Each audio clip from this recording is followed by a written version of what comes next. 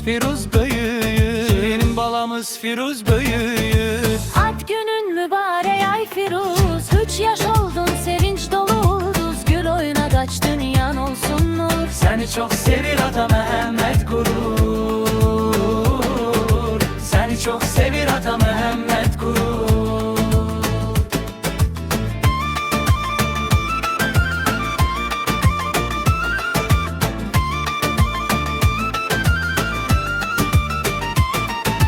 Tortun üstte 3 şam yanır, balaca ürek sevinçten kanır. Oyuncaklar şarlar her yanda, sevinç dolu gülüş var dodakta, sevinç dolu gülüş var dodakta.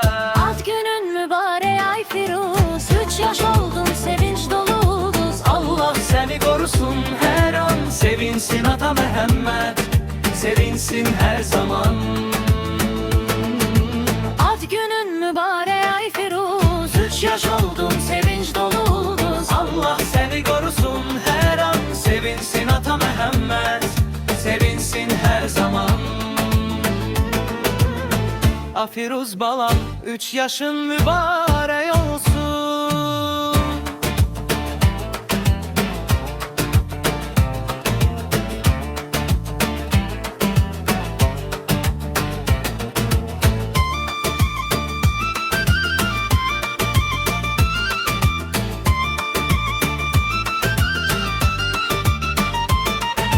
Ad günün mübarek ay Firuz, 3 yaş oldun sevinç dolu ulduz, gül oyna kaç dünyan olsun nur. Seni çok sevir ata Mehmet Gurur, seni çok sevir ata Mehmet Gurur.